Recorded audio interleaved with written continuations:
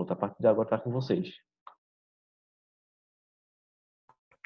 Professor, o slide.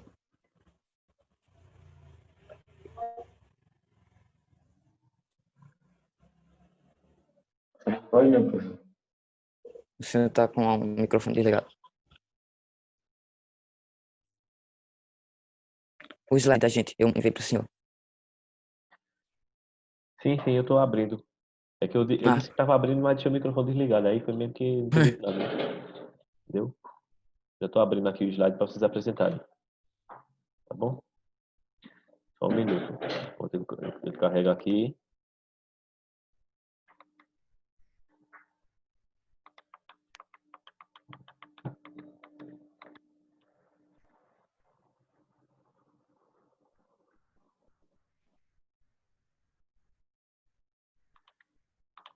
Pronto, eu vou abrir aqui na tela, tá certo? Para vocês começarem a apresentar.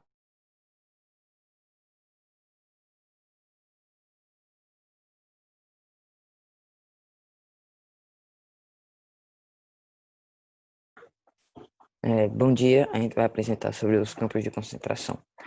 A gente vai falar como surgiu, o que são, vamos falar sobre os principais campos de concentração, principalmente o de Auschwitz, e falar algumas curiosidades sobre esse tema. Pode passar. Como surgiram? Os campos de concentração nazistas surgiram inicialmente em 1933 para abrigar comunistas e transformaram-se em fábricas da morte para o extermínio de judeus durante a guerra. O que são? Campos de concentração são construções militares desenvolvidas com o objetivo de aprisionar pessoas, sendo essas prisioneiros de guerra ou prisioneiras políticas. Os campos de concentração foram utilizados com o objetivo de segregar determinados grupos políticos, classes sociais ou estrangeiros do restante da população.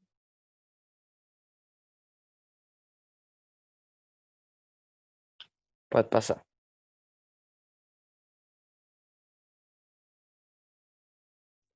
Alguns dos principais campos de concentração foram o de Treblinka, o de Bezek e o de Varsóvia. Também um dos campos mais famosos foi o de Auschwitz. Auschwitz foi dividido em 3 campos. O primeiro, fundado em 1940, que servia para o trabalho forçado dos prisioneiros, mas também foi nele que a primeira câmara de gás foi testada. O teste inicial com o gás Icônio B matou 850 prisioneiros e foi considerado um sucesso pelos nazistas, fazendo com que as câmaras de gás fossem implantadas em outros campos de concentração. Acredita-se que no Auschwitz I, 70 mil prisioneiros polacos e soviéticos tinham morrido.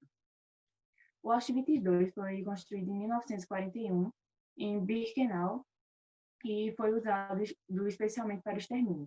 Acredita-se que nele tenha morrido 1 milhão de judeus e 19 mil ciganos. E o Auschwitz III foi usado para o trabalho escravo pela empresa IG Farben em 1942. Na primeira imagem está a frase Arbeit macht frei, que significa o trabalho liberta. Ela era colocada, como era na porta, havia escrito essa frase na frente do campo de Auschwitz. E era feita meio que uma alusão, dizendo que se eles trabalhassem, eles conseguiriam sua liberdade. Mas não era isso que acontecia. Pode passar, não. Curiosidade. Eu vou falar um pouco sobre as curiosidades. A primeira é que apenas 750 nazistas que trabalhavam em Auschwitz foram punidos, mas trabalhavam lá cerca de 7 mil. A segunda é que foi gerado 700 milhões de dólares pelo trabalho escravo em Auschwitz. Terceira é que só podemos estudar esse tema graças ao soldado polonês Witold Pilecki, que foi enviado para espionar Auschwitz. Lá ele presenciou as torturas que eram impostas pelos nazistas e pôde ver o sofrimento de todas as pessoas que estavam lá, principalmente dos judeus. A quarta e última curiosidade é sobre Salomon Arouch, que sobreviveu 2 anos em Auschwitz. Ele era um lutador e ele foi obrigado a lutar com outras pessoas para sobreviver. foram mais de 200 combates vencidos. E as pessoas que perdiam eram executadas na câmara de gás. E para a gente perceber que como essa história foi bem recente, ele morreu aos seus 86 anos em 2009, há 11 anos. E no próximo slide, a gente faz o encerramento. A gente encerra com duas frases. A primeira é de Eric Hartman. A guerra é um lugar onde jovens que não se conhecem e não se odeiam se matam por decisões de velhos que se conhecem e se odeiam, mas não se matam. De João Paulo II. A violência jamais resolve conflitos, nem sequer diminui suas consequências dramáticas. Fim.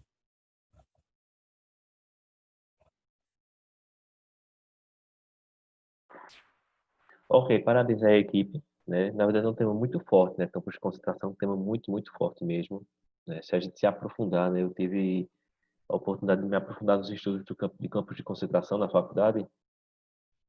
E assim, tive a sorte de ter um professor que era descendente de judeus, que inclusive ele foi visitar um campo de concentração, foi visitar o Museu do Holocausto, aliás, e lá no Museu do Holocausto ele descobriu que parentes dele tinham sido mortos, né, em campo de concentração.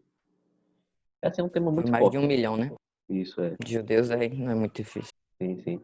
E aí é tema muito forte, na verdade, né? Se a gente olhar pela ótica de que o ser humano conseguir fazer um negócio desse com outro ser humano, né? E assim, uma curiosidade que, para complementar as que vocês trouxeram, é que durante a guerra ninguém sabia da existência dos campos de concentração. Só vieram descobrir depois que a guerra terminou, quando os aliados estavam invadindo, principalmente ali, a região da Polônia, foi que descobriram a existência dos campos de concentração. Mas até então ninguém sabia que existia aquilo ali. E pode haver muitas outras coisas, né? Porque os alemães saíram queimando tudo. Sim, não, não, assim, o que não consta, na verdade, o que falta constar, talvez dessem livros escritos mais numerosos do que o que de fato nós temos acesso, né, através das bibliografias hoje em dia. Mas parabéns aí aqui pela pesquisa, tá certo? Tudo muito Ô, interessante. João Paulo, Oi, Camille, conseguiu conectar, não foi? o meu grupo já apresentou? Não, eu ia deixar seu grupo para o final, na verdade, para que vocês pudessem Porque eu tô na apresentar, casa da vizinha aqui, porque eu peguei a internet com ela. certo? Vamos lá começar então. Vamos lá, seu grupo agora então? Pode ser, por Vamos lá, favor. deixa eu só anotar aqui, certo? Porque aí, deixa eu ver, Camille, Laís e Raíssa. Vou levar ele aqui. Tem slide? Vocês vão usar slide? Mandaram para mim? Já mandou. Ah, certo, achei aqui. É o laranjinha. Uhum. Eu vou abrir ele aqui e vocês já começam a apresentar. Deixa eu só Ok. abrir aqui.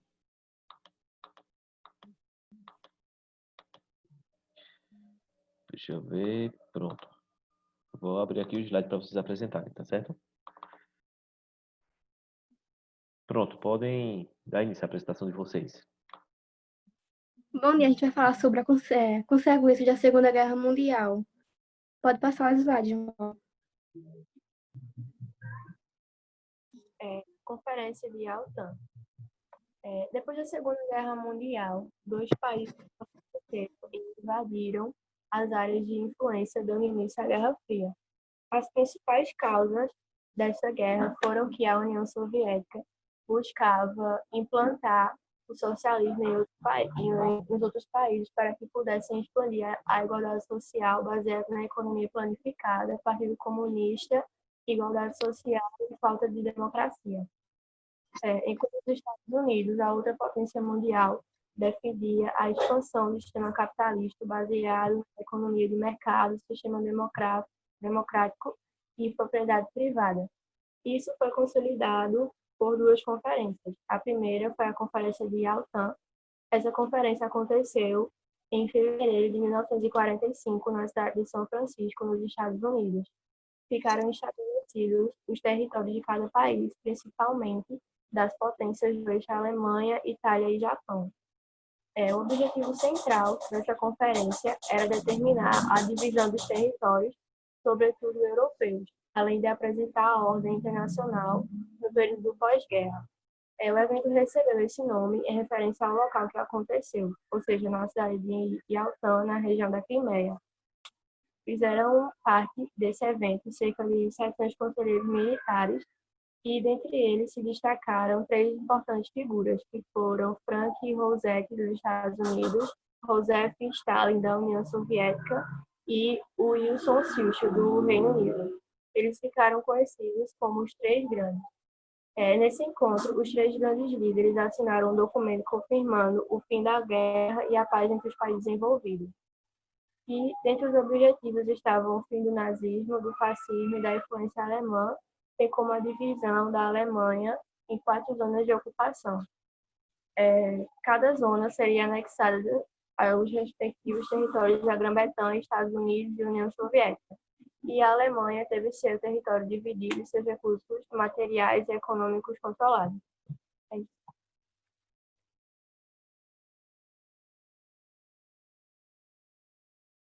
Pode passar, João Paulo. Eu vou falar sobre a segunda conferência de Potsdam. Ela foi uma reunião em Potsdam, na Alemanha, entre os dias 17 de julho a 2 de agosto de 1945. Quem participou dessa reunião foi a União Soviética, Reino Unido e Estados Unidos, que era para definir o valor que a Alemanha pagaria pelos atos cometidos na Segunda Guerra Mundial. As punições dadas foram a divisão do território alemão entre 4 partes, como vocês podem ver aí, o Reino Unido, a União Soviética, Estados Unidos e França, que está na imagem. E também foi o pagamento de 20 milhões de dólares, que passando para reais fica 106 milhões 580 mil. A devolução da cidade de Danzig e Polônia e a diminuição das tropas alemãs e armamentos e a destruição de todas as fábricas de armas. Com o fim da Segunda Guerra Mundial, também ocorreu o fim do nazifascismo na Europa. E o liberalismo, que tinha passado por grave crise, recuperou-se com a consolidação dos Estados Unidos. Os regimes totalitários enfraqueceram e perderam o espaço político, enquanto o liberalismo e o capitalismo deu espaço. O socialismo versus capitalismo. Socialismo tem como a sua principal base a socialização dos meios de produção para um bem para todos. Não tinha essa de classe social, de uma só classe social. Era tudo dividido para o povo. Já o capitalismo, ele tem como sua objetiva principal o ganho de lucro e capital. O socialismo veio da União Soviética, que agora chamamos de Rússia. E o capitalismo é dos Estados Unidos. Pode passar, João Paulo. Desfecho da Segunda Guerra. A Segunda Guerra Mundial foi um conflito de proporções globais que aconteceu entre 1939 e 1945. A Segunda Guerra Mundial fez aliados e eixos enfrentarem-se na Europa, África, Ásia e Oceania. Após 6 anos de conflito, mais de 60 milhões de pessoas morreram. Solução final. Solução final foi o nome dado pelos nazistas ao plano de genocídio colocado em prática contra os judeus ao longo da Segunda Guerra Mundial. No Holocausto, o plano voltava-se principalmente para a política de erradicação total da população de judeus na Europa. Porém, é importante lembrar que no Holocausto, além de judeus, foram executados ciganos, testemunhas de Jeová, homossexuais, doentes mentais e negros. Perdas humanas. Causou a morte de 45 milhões de pessoas e deixou 35 milhões feridas. A maior quantidade de vítimas foi registrada na União Soviética, com 20 milhões de mortos, na Polônia, com 6 milhões de baixa, e na Alemanha, 5,5 milhões.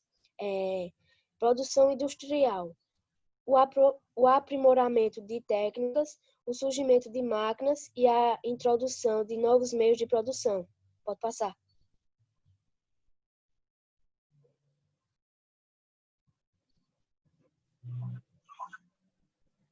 A gente vai falar sobre as consequências gerais que a guerra causou.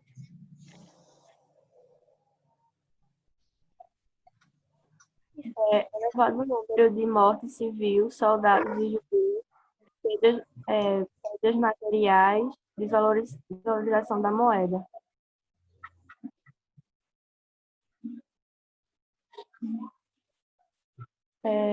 Fome, propagação de doença e miséria, construção de um novo mapa político e o surgimento da ONU.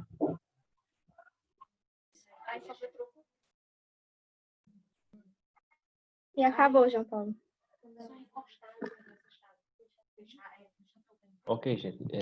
Parabenizar a equipe, né, pelo esforço aí, pela pesquisa, tá certo? Só registrar aqui a participação de todos da equipe, todas da equipe, né, aliás, para a gente dar continuidade.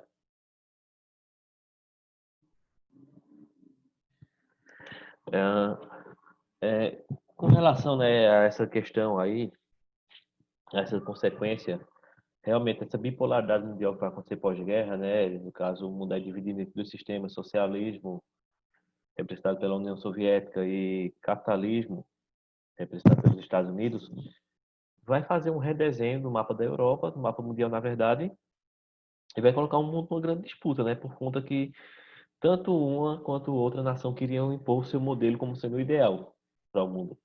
Isso vai refletir num monte de coisa. Então, até em histórias em quadrinhos, né, personagens de história em quadrinhos vão ser criados nessa época para tentar mostrar o ideal norte-americano, né? Os filmes de espionagem vão surgir nessa época. Então, o grande inimigo do mundo, ele tem sotaque russo, né? Os grandes inimigos, né? Você pegar os filmes, por exemplo, de 007, o inimigo geralmente tem um sotaque russo, tá entendendo?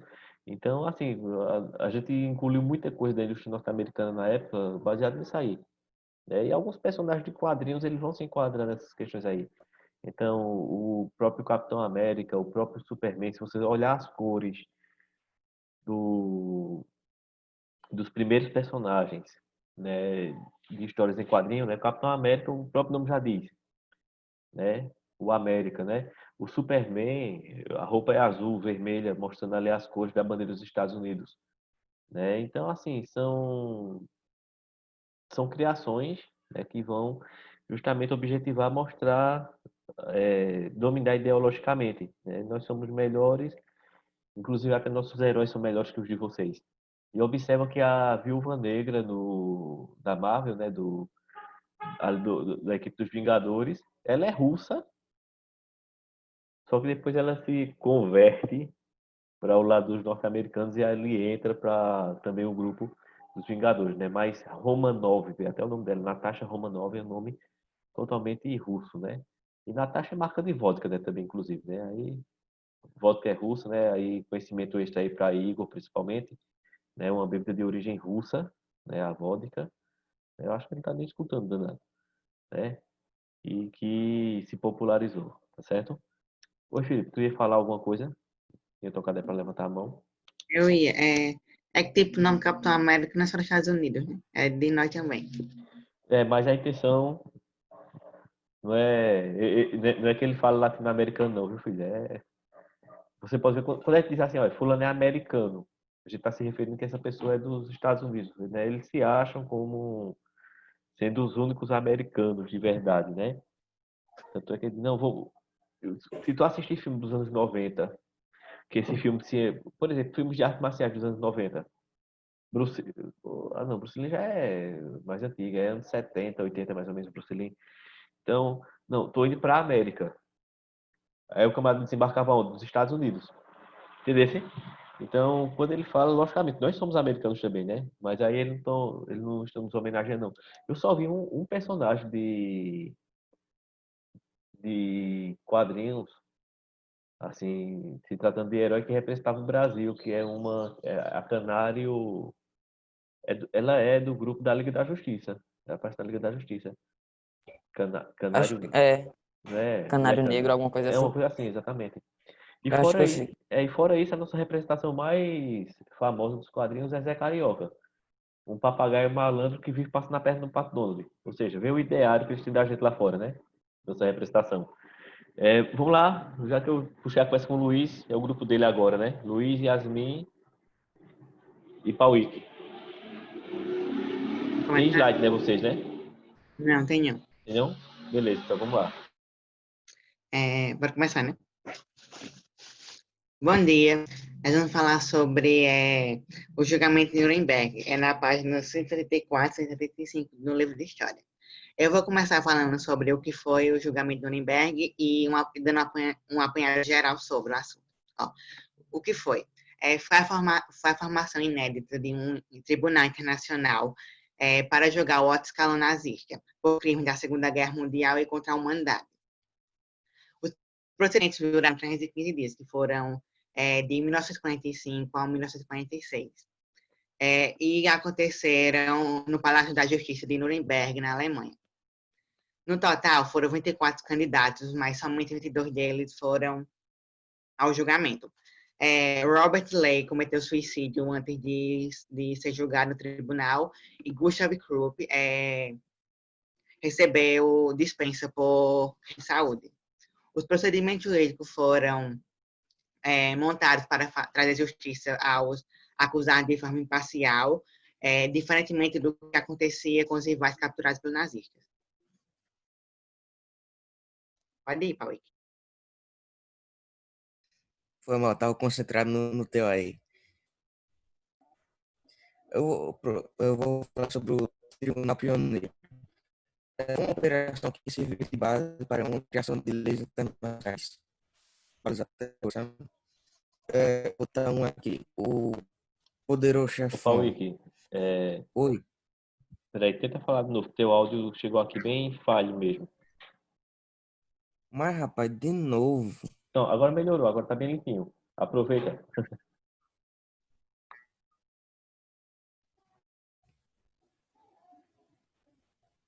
Posso falar? Sim, aproveita agora que o áudio tá bom. Vou começar de novo. Vou falar sobre Tribunal Pioneiro. O Tribunal Pioneiro foi uma operação civil de base para uma criação de leis internacionais. Eu vou dizer um aqui, poderoso chefão, tá aqui, viu? O procurador-geral norte-americano, Robert Jackson, coordenou representações dos Estados Unidos, Grã-Bretanha, União Soviética e França para formar as leis e as equipes que conduziram o julgamento. O tribunal deveria julgar os réus sobre a alegação que a Alemanha nazista executou uma conspiração global de dominação. Existem também outras dessas, tipo ao ataque, provas de fogo, longa rotina, contra a parede, defesa pessoal, e juízo coletivo e influência pacífica.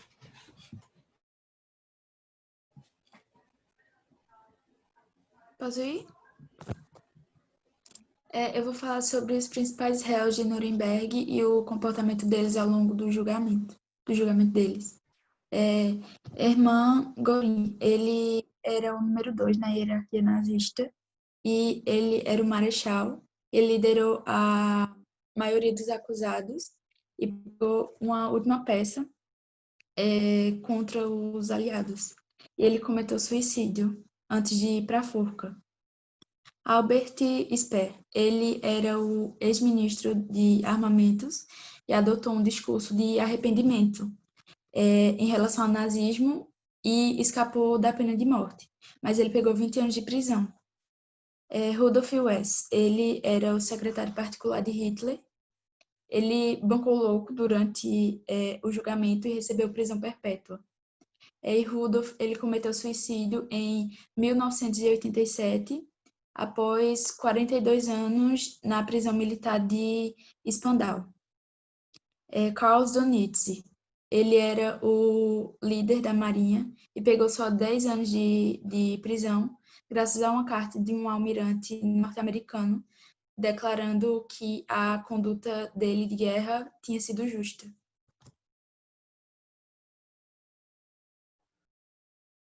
O grupo encerrou? Aham. Eu não sei.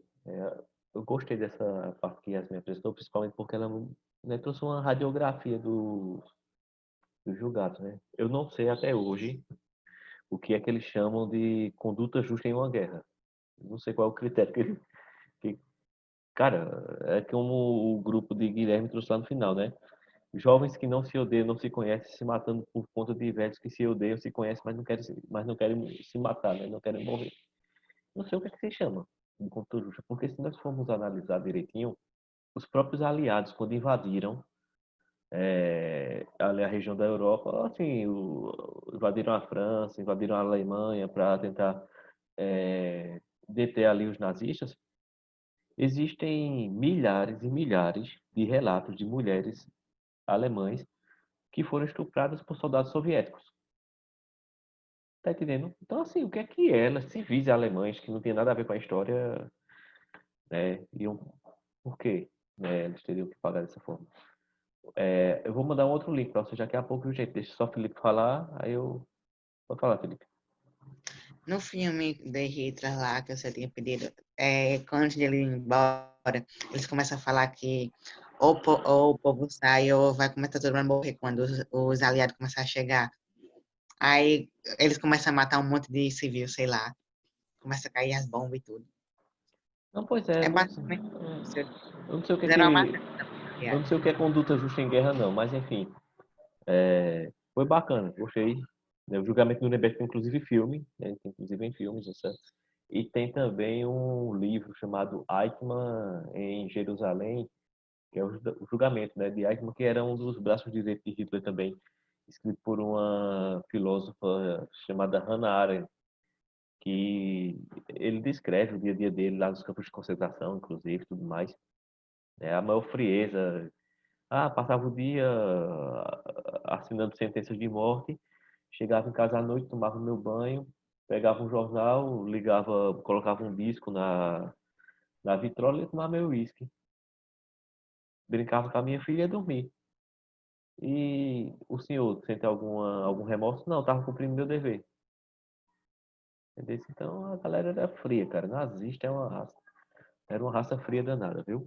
Gente, eu vou mandar outro link para a gente finalizar as apresentações de hoje com os dois últimos grupos, tá certo? Então aguarda lá no grupo.